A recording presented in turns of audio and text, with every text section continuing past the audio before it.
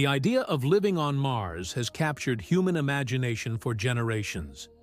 It is not just about exploration anymore, it's about survival and the future of humanity. Scientists and visionaries dream of building a new home on Mars, a place where humans could live if Earth becomes uninhabitable due to climate change, overpopulation, or other disasters. However, one of the most controversial aspects of this dream is the concept of a one-way trip. This means that the people who go to Mars would never return to Earth. The reasons for this are both practical and emotional.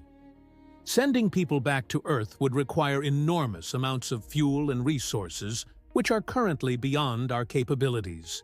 A one-way mission allows for a more realistic use of limited resources and technology. But this also means that those who choose to go must accept the ultimate commitment. They are leaving their families, their planet, and everything familiar behind forever. When the idea of a one-way trip to Mars was first introduced, many people were excited. The media portrayed it as a great adventure, a historic leap for humanity. Thousands even volunteered for early mission concepts like Mars One. But as the reality set in, public opinion became more divided. People began to realize that this was not just a scientific mission. It was a permanent departure from Earth.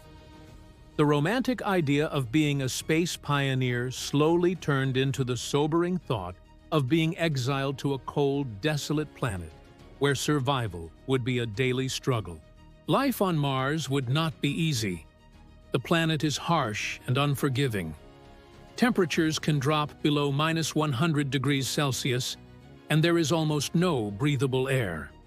To survive, settlers would need to build sustainable habitats that protect them from radiation and extreme weather. Scientists suggest using natural Martian features like lava tubes or building underground shelters to shield people from harmful cosmic rays and solar radiation. Creating a livable environment would require using every available resource efficiently. One of the biggest challenges is resource extraction and utilization.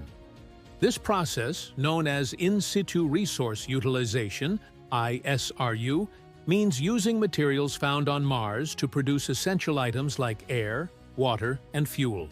For example, Martian soil contains oxygen that could be extracted and combined with hydrogen to make water.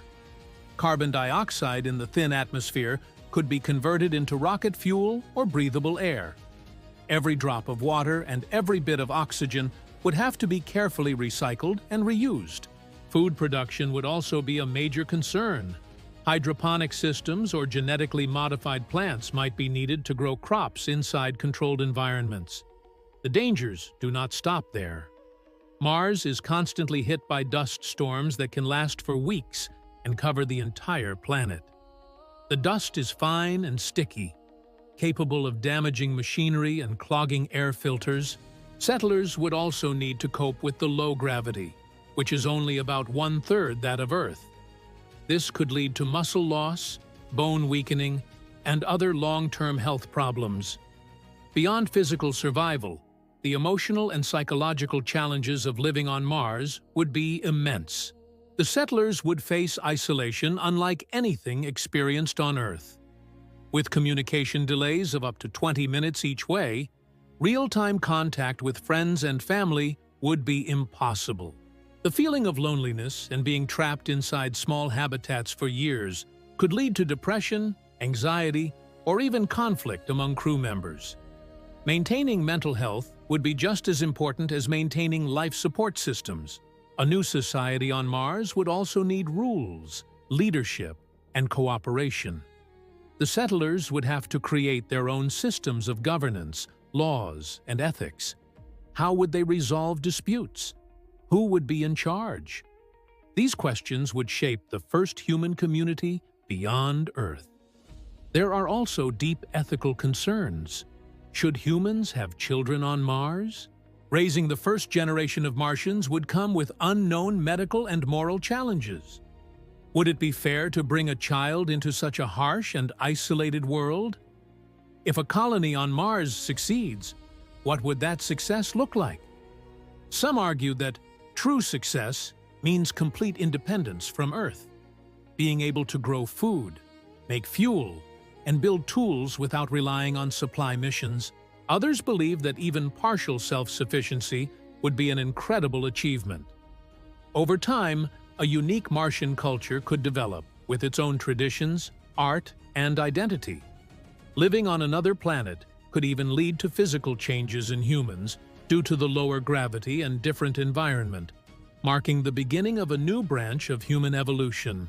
Philosophically, life on Mars would make humanity rethink what it means to be Earthlings. If people are born and raised on Mars, would they still feel connected to Earth? Or would they see themselves as something entirely new? True Martians? The dream of settling Mars is not only about exploration, but also about survival.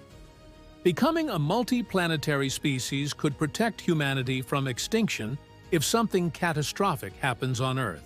Mars could be the first step toward spreading human life throughout the solar system.